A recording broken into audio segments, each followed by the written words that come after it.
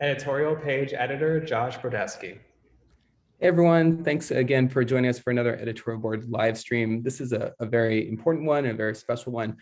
We are thrilled to have Dr. Peter Hotez join us. I'll quickly go around the horn and do some introductions, and then we'll get right down to the questions. So from the editorial board, we have Carrie Clack, editorial writer and columnist. We have Brandon Lingle, our newest editorial board member, also editorial writer and columnist. Misty Harris is here. She's newsroom librarian, researcher, guru of all things in terms of archives and backgrounds. Nancy Pryor Johnson, our associate editorial page editor, and Mark Medici, our publisher. And then, of course, we have Dr. Peter Hotez, a man who really needs no introduction. He's everywhere. I wonder how you sleep, but he's the dean for the National School of Tropical Medicine at Baylor College of Medicine, co-director of Texas Children's Hospital Center for Vaccine Development. Dr. Hotez, thank you for joining us. Oh, thanks so much for having me. And of course, I'm happy to see you, but I was hoping not to have to see you under these circumstances where COVID has come back in a big way. And, I think we didn't have to get here, but here we are. So a lot to talk about. There is a lot to talk about. And, as we were talking about before we went live, it's depressing that we're back here, with a COVID surge, and also unsurprising that we, in many ways, we saw a lot of warning signs about this going months ago. I want to start, when you and I started messaging on Twitter about a possible live stream or interview, I want to start with the tweet that you put out this weekend. Obviously, you tweet a lot, but it was in response to the story about the COVID outbreak in Massachusetts, where the majority, 3/4 of those infected were vaccinated. And you wrote, been doing some damage control on how the story is being told in the press. Also, CDC could have presented this differently. There were thousands of vaccinated people in Provincetown, yes. Breakthrough infections occurred, but vaccines were still highly effective, save lives. And so I think that's a great introduction to talk about. If you could just explain to people where we are at in this moment, with the Delta variant and the vaccines, and why the vaccines are still so important. It's so important for people to be getting vaccinated, even if there are breakthrough infections. Yeah, I mean, that specific tweet was, what we're seeing a lot in, almost every paper's doing it at some time or another. Of course, the wackadoodle press is always doing it, but the serious places like your newspaper, the Washington Post, what we're seeing too often is a really good story. So the reporters write a really good story, but then somebody slaps a title on that's very provocative, and it creates a lot of panic. And so I was on with Boris Sanchez at CNN, and I said, we've got to do something about these the editors who are slapping titles on these articles that read like drunk texts, and I think that took hold of it. So and as I said, the reporters are doing the job. It's just that too often we're, people, it's a very competitive space, and people want to attract readers, and sometimes they do this in a way that's tone deaf to the public health implications. And I think, CDC has their own communication flaws too, which is that, one of the things that I do which is unique, but it shouldn't be unique, which is that I operate on the premise that the American people are prepared to tolerate a certain level of complexity, and not everything has to be dumbed down to the 4th grade or 6th grade level. And then people understand it, and people can actually build on it, as opposed to too often what the CDC does is they give these kinds of summary statements, like they've just, handed down the tablets to Moses, but people don't understand where it comes from, and it rings hollow, and that actually winds up undermining confidence with the CDC. And it's not any dig at this particular entity at the CDC. This has been going on for 20 years. It transcends administrations, and so I think right now there is nuance there, and people, if they're really going to understand it, we have to do a little bit of a dive in virology and epidemiology. If you're really going to understand it, it's hard to distill it down to a 30-second UNICEF commercial. And when I get the time on the cable news channels, it works really well. But you don't always get that. So in this case, what's happening is, the way the vaccines were designed in terms of the clinical trials was to look for symptomatic illness and hospitalizations, and that's why they were released through emergency use. And these vaccines were high performers. The two mRNA vaccines from Moderna, from Pfizer BioNTech, protected 95%, which was spectacular. It's about as good as anything we have, using measles vaccine as the gold standard. And only after, though, was released, data came out of Israel and the UK showing that it also halted asymptomatic transmission, 90% or higher. And what that meant was that virus neutralizing antibody that you were getting, which is how a lot of these vaccines work, were also getting into your mucosal secretions in your nose and mouth and stopping virus shedding. So that meant if you could vaccinate everybody, you could also vaccinate your way out of the epidemic, because it would stop transmission, which is really exciting. What happened with Delta when it came out, it looks like the vaccines are still holding up almost as well against symptomatic illness, maybe going down from 95% to 89%, but still almost 100% at serious illness, hospitalization, and death. So that hasn't changed. The part that's changed is this Delta variant is multiplying so much, 1,000 times the amount of virus, according to some estimates, that the amount of antibody is not enough to compensate for that amount of virus. So you're starting to shed virus. And that's where you get into the fact that even if you're vaccinated, you still could be shedding virus and bring it home, even though you're not getting sick. It doesn't mean that the vaccines aren't working. It's just that, in the breakthrough cases that do occur, you could be shedding virus. But now there's newer information that qualifies it even further and says, yes, that's true, but the length of time you're shedding virus is much shorter, maybe just a day or so. So I still think it's going to largely hold that if you're vaccinated, you're still not going to transmit much virus to individuals, even if you get an asymptomatic breakthrough infection.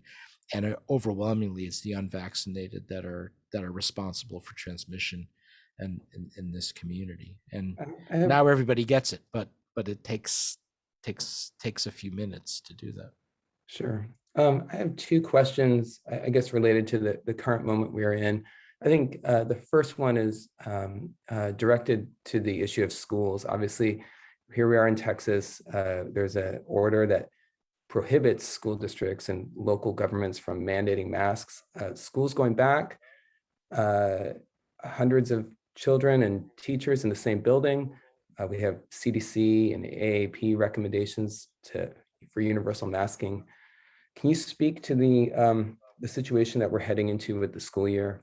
And I'm quite worried about it, and I've been very vocal about it, and I hope to have something written about it later this week. And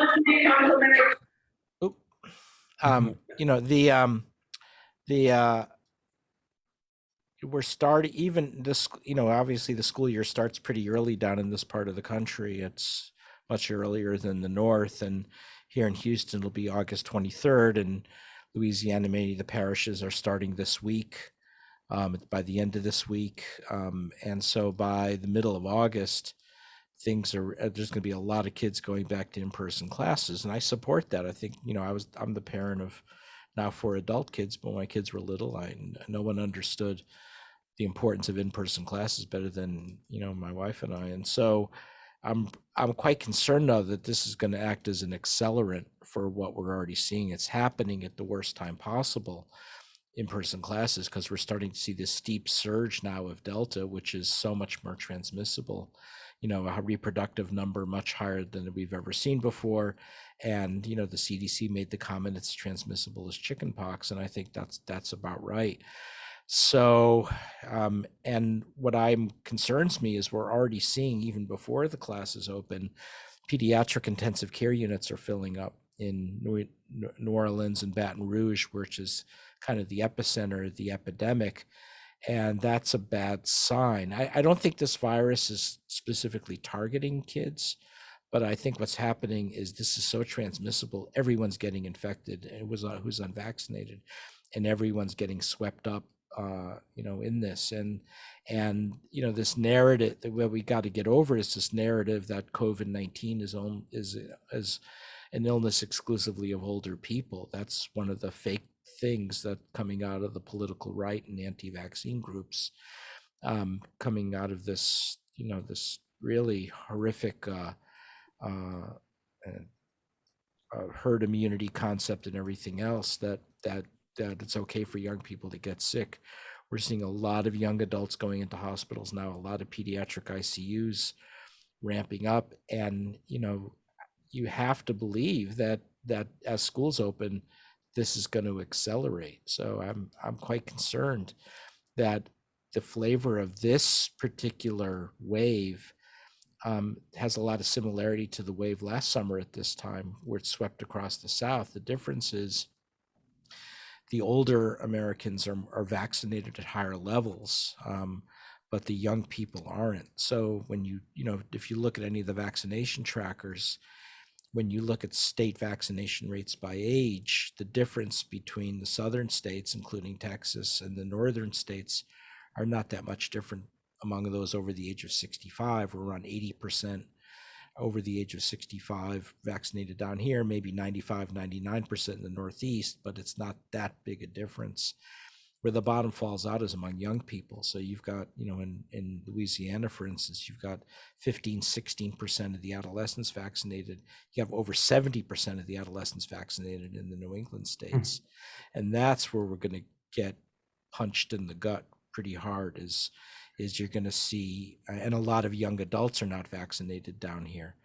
So that's the huge vulnerability, are literally millions of adolescents and young adults who should be vaccinated but are not in the South. And that's where we're going to get hit hard with hospitalizations, including pediatric ICU admissions, in addition to all the long COVID. And that's why I've been working so hard the last few months, is to sound the alarm about the South. We should have done much better vaccinating. I mean, back in April, I was feeling pretty good about things. We were on a good trajectory. And then things continued to work pretty well in the North in terms of vaccinating. Then starting in May and June, we said, uh-oh, something's going on down here in the South. No, the vaccinations had stopped prematurely. And that's our big vulnerability. And you put that on top of Delta, and now you've got the makings of a perfect storm. And now you have that on top of Delta and political ideology, folding your arms and saying, nope, no mask mandates, no vaccine mandates. You got to give our kids a chance. This is not going to go well. And so I'm quite concerned. My last question for now, and now for the team, I'm just going to mute myself to make sure things open up. And we talked about this before we went live, Dr. Hotez, the third shot. One, where do we stand on people, FDA approval for a third shot? And two, this issue, I don't even know if it's an issue, but this phenomenon of people just getting their third shot, regardless of FDA, just going down to a pharmacy and getting another shot. Is that a good idea? Should people wait? Anyway, I'm going to put myself on mute. Well, all since the beginning of the year, I've been saying we're going to need a third shot. Not necessarily for Delta, because we didn't know about it back then, but for the variants to come. And because what that third immunization do is it'll jack up your virus neutralizing antibodies even more, and potentially create greater durability of protection and resilience against the variants. And then I said, I don't think we're going to need to do this annually, but I think if we get that third immunization in there, it can last a long time. We'll be good shape. I think the confusion arose when the Pfizer CEO sent out the press release saying, no, this is not some abstract thing later in the year, next year. We need to do it now for Delta.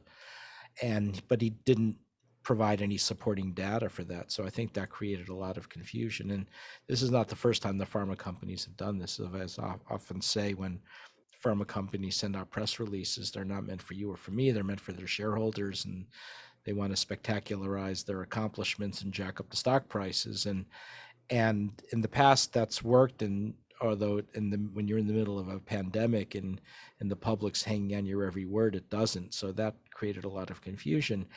And then our public health leaders came out and said, no, ignore that press release. What they said is not true. Well, what they said is partially true, and that was the wrong response as well. When you look at some of the data that's coming out, I think clearly those on immunosuppressive therapy, even though they're small studies, I think they're going to benefit from a third immunization to get virus neutralizing antibodies that are up to the same as the two immunizations and everybody else. I think they should look at qualifying it for that. And if you look at what's being approved in Israel now, they're doing those third immunizations for everyone over the age of 60. And then the Pfizer CEO put up some data to shareholders meetings showing that antibody to Delta does go up when you do that. So I think we're probably going to be looking at a third immunization, definitely in the future for all the variants, but also now for this variant, the Delta variant. I think we're probably going to need it, at least for those two specialty populations. I'm kind of surprised they haven't come out with a statement about that sooner. In terms of doing, and then there's another reason, which we're only slowly learning about, and that there's a new variant in from Colombia, South America, and Florida that's starting to grow, and that doesn't even have a Greek letters yet. It's called B1621, and it has some of the furin cleavage site mutation that's similar to the UK or even Delta variant, and it's got some vaccine escape mutations like the South African variant.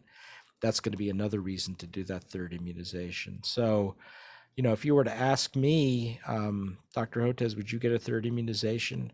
I'd say I'd feel more comfortable getting it with a couple of qualifications, but we need our FDA and CDC to weigh in on the safety, because we're not hearing about any safety data of a third immunization.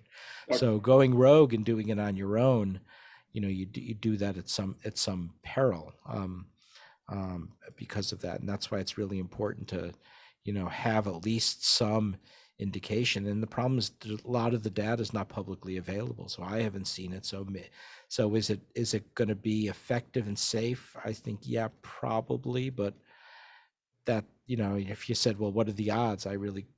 Probably more than 50%, but I don't know that it's close to 90%. So that's why I'm holding off for now, getting my third immunization, but hopefully it'll be soon. And now with this new variant coming out of Florida, that might be added reason. If you go to the pharmacist with your vaccine card showing you've gotten 2 immunizations, I don't think the pharmacist will give it to you. I think, and that's what I mean going rogue, which is never a great idea.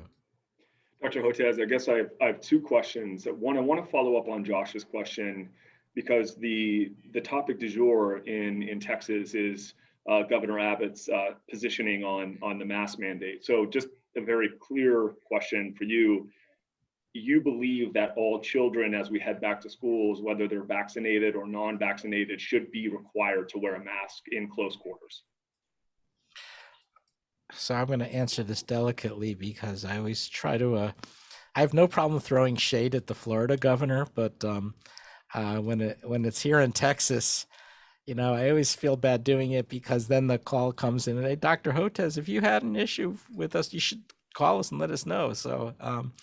So I think in general, I won't say required. What I'll say is this: given how transmissible the Delta variant is, that gives me a lot of concern, and so the only way, the more belts and suspenders we could put in to get our kids through the school year, that can only be a good thing. So I actually think the most important, if you had to ask me what the single most impactful thing you could do right now to protect our kids, which is not even on the table right now, is vaccine mandates in the school, just like we require MMR vaccines. But we've got these horrible anti-vaccine organizations here in Texas that that are lobbying the state legislature to make more exemptions every day. We are the birthplace of this horrible self-defeating health freedom, medical freedom movement, and that's caused we have over 70,000 kids not getting their vaccines, and in Texas that doesn't anything about the homeschooled kids. So Texas is probably going to be the last state that will have a vaccine mandate for COVID-19 vaccines, but that is the single most impactful thing you could do. And if you did that, I mean, and you might not even necessarily need the masks in the middle schools and the high schools, because if all of the kids are vaccinated and all the teachers are vaccinated, and all the staff and the bus drivers are vaccinated, there's just not going to be a lot of virus transmission in the schools. And I think that would really help. Now, for the elementary schools under the age of 12, we can't vaccinate the little kids yet. I don't know when we're going to have that approval or release for that. So what else do we have? All we have is a backstop as masks. And I think, yeah, we should have all of those kids masked and all of the teachers masked as well. And Thanks. and that's not even sophisticated epidemiology. That's called common sense. I have my secondary question, and I guess it's going to lead to a third, and then I'm going to do what Josh has said, and I'm going to put myself on mute. I'm a participant in the Novavax non-mRNA trial. And are you surprised that the FDA and the CDC, knowing that about 30% of the population is resistant to vaccines, we knew that number, that number is historical. Are you surprised that the FDA hasn't treated a non-mRNA vaccine candidate with the same urgency as an mRNA candidate, so that it appealed to a broader swath of people that were familiar with non-mRNA vaccine technology and science? Well, you're talking to someone with an overt conflict of interest, because we have our own recombinant protein vaccine that we're now accelerating in India and Indonesia, and that may be hopefully the vaccine that vaccinates the world. Low cost, simple, easy, same technology as the hepatitis B vaccine that parents have been giving kids for 4 decades. And so we think this would be a great vaccine in the US, and we can't get any traction. We can't get any interest in the US government for that as well. So I don't know what's happening with the Novavax vaccine. It's not quite the same as ours because it involves a VLP particle. It's recombinant. I think it made an insect cell, a little more complicated. But to me, looking at the virus neutralizing antibody titers, looks like a really good vaccine. So I don't know what the holdup is. I don't know if it's a truly regulatory issue, because I know sometimes there were some production issues around it because there were some complexities to producing it. But in principle, I think, if you could show parents an option of a protein vaccine, not that I think it'd be better than the mRNA vaccine, it's just that, there's, among the vaccine aggression out there, they say things like, well, these mRNAs are going to modify your DNA. They're even, touting genetically modified humans, and they're saying it's going to, all sorts of evil things it'll do to people. It's all nonsense, but it is out there, and we've not done, as a nation, we've not done anything close to countering the anti-vaccine aggression. So yes, in some cases, it might help. I think to keep in mind, though, one of the things about having gone up against anti-vaccine groups for so long, and in part, I'm the world's authority in going up against anti-vaccine groups, because I wrote a book called "Vaccines Did Not Cause Rachel's Autism." It made me public enemy #1 for a long time. And now Texans for Vaccine Choices holding a rally, I see, on August 21st in the state capitol. Good timing, right? We'll see how that goes. I'm sure there'll be images of me in effigy of one form or another. But one of the problems is they have so many fake assertions out there, these anti-vaccine groups, that you knock one down and it doesn't faze them because they come up with 3 others. So, even if you have that protein vaccine, it may have less of an impact than we'd like to believe, because there's just so many other things out there. And so, when I listen to people saying why they're not getting vaccinated, and I'd say, well, even if we fix that, I'm not sure it would solve the problem, because they would just come up with something else. The problem is we're not addressing the source of the disinformation, which means misinformation by deliberate intent. So last question, and I'm not trying to put you into a challenging position or a conflict of interest. It's more of a question that I think is really relevant. And I'm not going to ask you to throw any shade at Governor Abbott, although I enjoy doing that on Twitter because he deserves it, quite frankly. I guess my question is around the federal government Operation Warp Speed. Do you feel the federal government has, while the Operation Warp Speed at the beginning was an incredible accomplishment and it's brought all of these vaccine candidates to market well before anyone's wildest imagination, do you think now it is a conflict of interest in other vaccine makers and creators like yourself that are trying to bring other vaccines to the market? Do you feel the federal government is on some level only paying attention to those pharmaceutical companies that were originally inside of Operation Warp Speed, where they should be looking at a broader base of vaccine providers to really create enough vaccines? Because I think that I'd love your opinion on it if you agree or disagree with this. The United States is is essentially leading the vaccine technology for the world.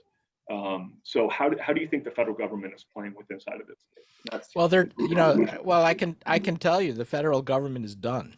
They're done. They've moved on. I mean, I've met with the leaders of the federal government about our vaccine, and they said, Peter, this looks really great, but we have no budget for second generation vaccines. And I said, it's not a second generation vaccine. This is old school vaccine that we should make for the world. And this is where I have thrown a fair bit of shade at the Biden administration, who, by the way, I think is been a really good job at vaccinating the nation, or as best as they can do in terms of the reach of the federal government.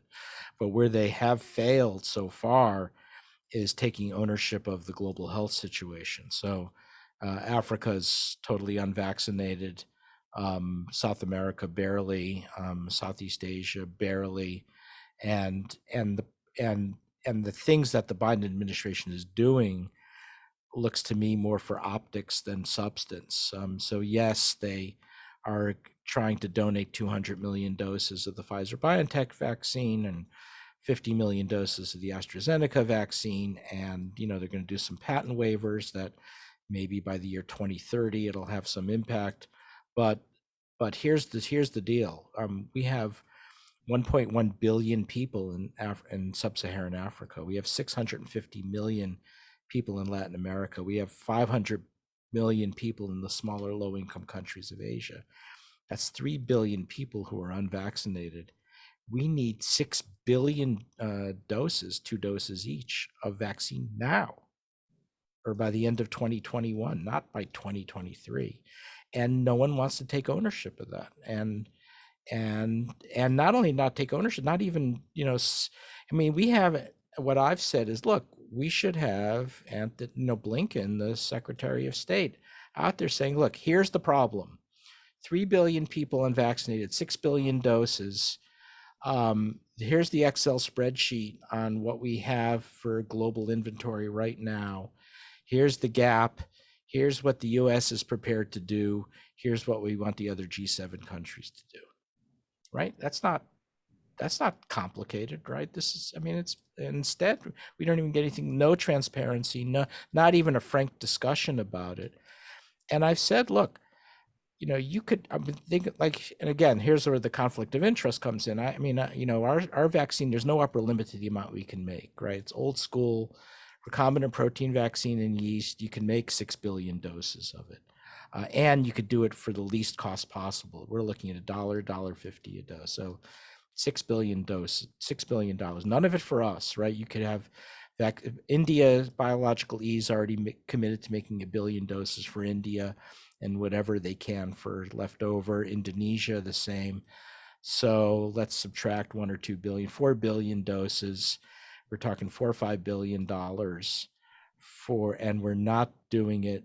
And instead, we're going to allow $100 trillion global economy to go down the tube. It just doesn't make any sense. This is, as my friend and colleague Jeffrey Sachs, the macroeconomist, would say, this is a rounding error, and we're not and we're in terms of dollars, and that's what we need. And we need to find the producers. We need the Biden administration to take ownership, and to get Merck and Company to start making it, GSK making it. And it's just not that complicated. And then people say, well, why does the US have to lead? And the answer is because the last 100 years has told us if we want to do if you want big, ambitious things to get done in the world, the US has to lead.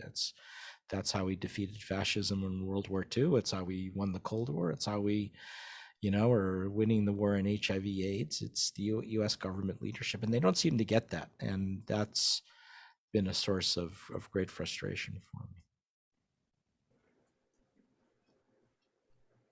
I'm curious, how do you keep yourself safe? Are you staying away from gyms and restaurants, and are you wearing your mask?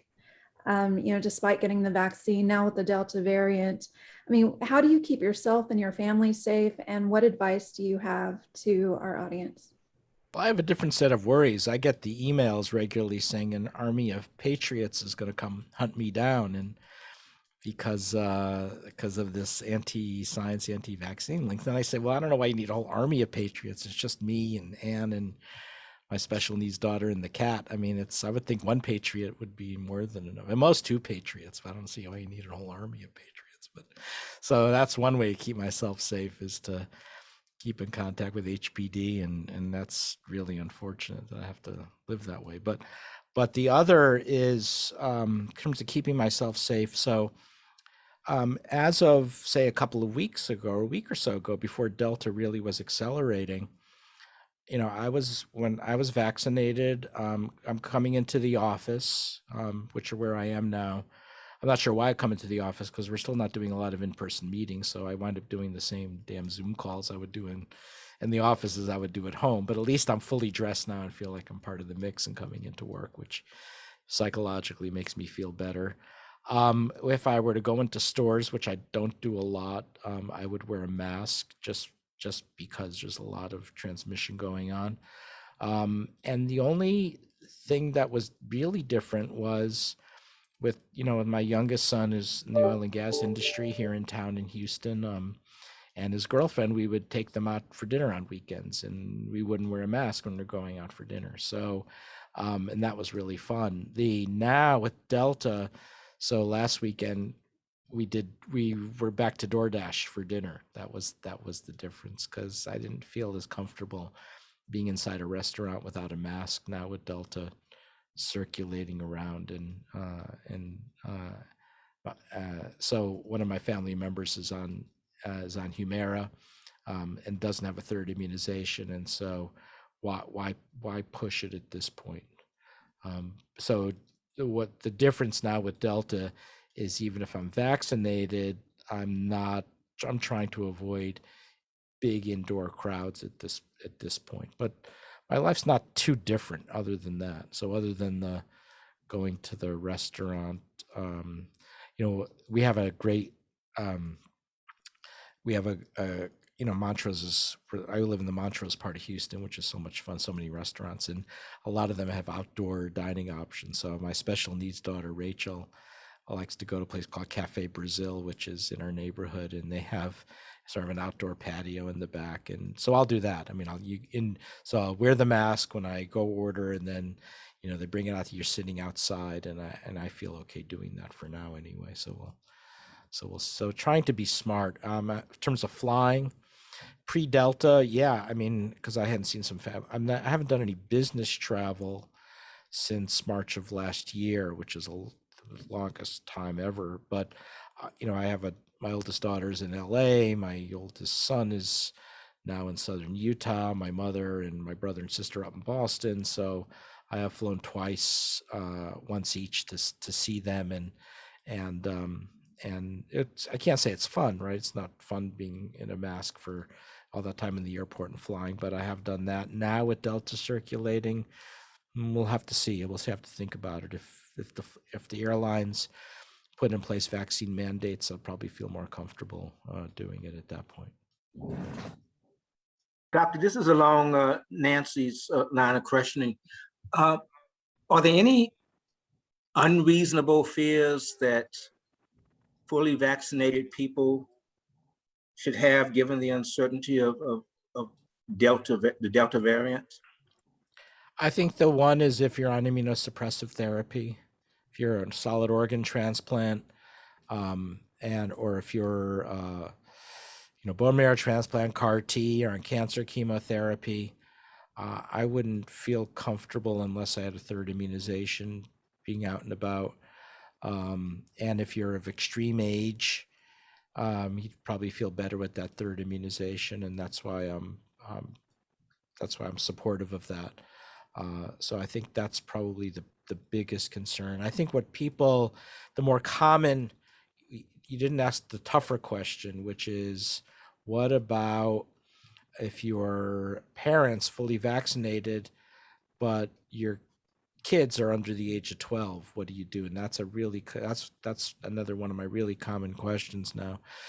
And that one's a little bit tougher. I think if you're a parent, and you're vaccinated, that's another reason to keep your mask on when you're going out into stores and things like that, so you reduce the risk of transmitting Delta to your kids. Francis Collins, the NIH director, said something like they should wear a mask at home, and I didn't understand. I don't think that made sense, and I think he finally wound up walking that back. But those are the kinds of things. Dr. Hotez, And again, it depends where you are also. And this is a really important point. If you're in Vermont right now, in Massachusetts, where essentially all of the adults, all of the kids got vaccinated, there's not much transmission going on. And that's because, you're getting upwards of 80% of the population vaccinated, and all of the adults and adolescents, and then transmission slows. And so there's more room for error up in Vermont, in New Hampshire, Massachusetts. But you go down here, or you go into Louisiana, where nobody's vaccinated except for older individuals, then there's a lot of virus circulating, and then you have less room for error. And this is why I again push so hard, because our quality of life and would have been so much better had we gotten, if we could have fought off all the anti-vaccine aggression. Dr. Hotez, what does the Delta variant portend for the future in terms of new variants? And, I guess I'm wondering if, how concerned should we be that at some point variants leapfrog vaccines? Well, that's why I say this variant that's now in Florida is looking a little bit scary. It's got the 501,484 of mutations that we see in the P1 in the South African variant, and it has one in the 681 position that makes it more transmissible. So I'm keeping my eye out on that. And again, had we, and this is coming out of Florida, had we been more aggressive at vaccinating, we could have probably forestalled that one. And this is why I'm so upset about these unforced errors. We didn't have to be there. We needed, if we had done better vaccinating the South, we just create these opportunities for other variants to emerge. And this also speaks to, I guess, our inability to take the lead on global vaccinations, right? Because obviously, if we had vaccinated Colombia, this would never have emerged. And we feel it more acutely down here because we're so close. But I think that was a a mistake, and it's never too late. We should be moving towards vaccinating now. And pretty much what we're doing is we're just doing these one-off discussions now with individual countries. So we're now talking to Bangladesh and Vietnam, but we're a small organization, our Center for Vaccine Development, which is co-headed by myself and Mary Elena Batazzi, my science partner for the last 20 years. But there should be global leadership now to make this happen. One last question for me. I don't know about the rest of the group, but as we talked about before going live, we're at basically 20% positivity rate. Hospitalizations in San Antonio are up to 920, I think, is the latest number. what's the outlook ahead for the major metro areas, at least in Texas? The metro areas to me look a little better than the rural areas. I mean, some of the highest vaccination rates now look to me along the Mexico border, which is kind of interesting. And I think the urban areas are a little better than other parts of the state. I mean, if you look at the Panhandle, that looks scary. East Texas, nobody's vaccinated, so that's not going to go well. I think but there could be a lot of problems in San Antonio and the outlying counties, and that's going to fill up your ICUs yet again, and it's going to be different. It'll be more younger people. I think there will be some autocorrection because now you're starting to see, oh my God, this Delta thing is real, isn't it? And now you're starting to see people go out and get vaccinated. Whether that can happen quickly enough and at the sufficient magnitude to make a difference, it's hard to say. Remember the numbers now. So if the state is, what's the percentage fully vaccinated of Texas? It's less than 50%, right? So 43% or something like yeah. that. So so what is that? We're talking. So then we've got to still, there's 16 million unvaccinated, 16, 17, 18 million unvaccinated people in the state of Texas, and probably only half of those are eligible to be vaccinated because there's still a lot of kids. So you're probably, the back of the envelope calculation would say, we need to get 9 million Texans vaccinated by tomorrow, right? So it's not going to happen. So that's the order of magnitude that we're facing. And so then what else? What are the other levers you can pull and push? Well, vaccine mandates, I think, can work. We've seen this in France now. People complain about it, but they are working. Now you saw what the mayor of New York is doing. He's going to require vaccinations. But, with the anti-vaccine lobby down here so strong and the fake health freedom, medical freedom movement so powerful, it's, Texas is going to be the last place that's going to happen. So we've and vaccine mandates in the schools so that we don't have that arrow in our quiver. Mask mandates, will help, but that's being blocked as well. So, some of the other governors have changed their minds. So Louisiana governor changed his mind. I think Arkansas governor now is thinking about reversing that. So maybe we can at least do that. But it's still the vaccine mandates, I think, could help us through this. Hey, Josh, I know we're almost over time for some of us. We are over, but this is incredible content. And Dr. Hotez, you've been amazing. You kind of cracked the door, so I'm gonna walk through it. Biden and Abbott are clashing over the border, the Texas border, and what to do with that. And the governor's narrative is, hey, we're trying to protect the border so that a bunch of immigrants don't bring COVID-19 into Texas. Is that a legitimate concern? I just heard you kind of mention the Mexican border. Do you have any? Is there any data that would suggest that what the governor is claiming is accurate, and that we should be paying more close attention to that? Well, there may be reasons for strengthening the border between the U.S. and Mexico, but they don't have anything to do with COVID-19, as far as I can tell. I mean, we've got we've got all the COVID in the state that we need, as well as our adjoining states in Louisiana and everything else. So you could build a wall 10 times the size, and it's not going to affect what's going to go on with COVID. So I don't see unless they know something that I don't, which is possible. I don't see COVID-19 as irrational. There's certainly other reasons perhaps, but not COVID-19. So great. And I mean, we're seeing that steep acceleration, and where you look at where it's going to take off, it's I mean, Louisiana doesn't share a border with Mexico, right? And it's accelerating there big time. Same with Florida, and I don't think a lot of that is due to immigration. Good point. Thank you. Just real quick, what would your advice be to employers and businesses? I mean, if you had a magic ball, I mean, what advice would you give them? Well, in terms of protecting customers and employees, it's pretty obvious. It's vaccine and mask mandates, but it's such a toxic environment here in Texas.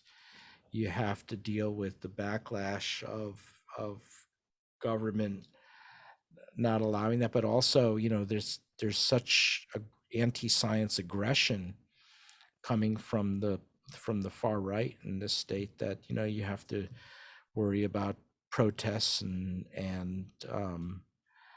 there's that, and then potentially another safety concern as well. So I think if you're owning a store or a family-owned business, or even if you're a big employer, you're left to kind of balance all of that. And I'm using too many. My wife says I use too many metaphors. You've got to thread that needle, and you could provide some suggestions and guidelines, but it's tough. It's tough for business owners right now. Dr. Hotez, we want to thank you for being so generous with your time and speaking with us, and of course, speaking to our readers and audience. It's just super helpful. And thanks for being such a bright light in terms of accurate information and medical and public health information. So thank you. Absolutely. And again, thanks for all your great work. And I look forward to post-apocalypse coming to visit everyone. As I say, I usually would get to San Antonio a couple of times a year, and this is probably the longest I've gone since moving to Texas a decade ago that I haven't been. But be fun to next time we'll do this over a margarita or two too, which will be nice. That sounds Absolutely. fantastic. Thank you. Okay. Thank you. Bye-bye. Thank you. Bye-bye.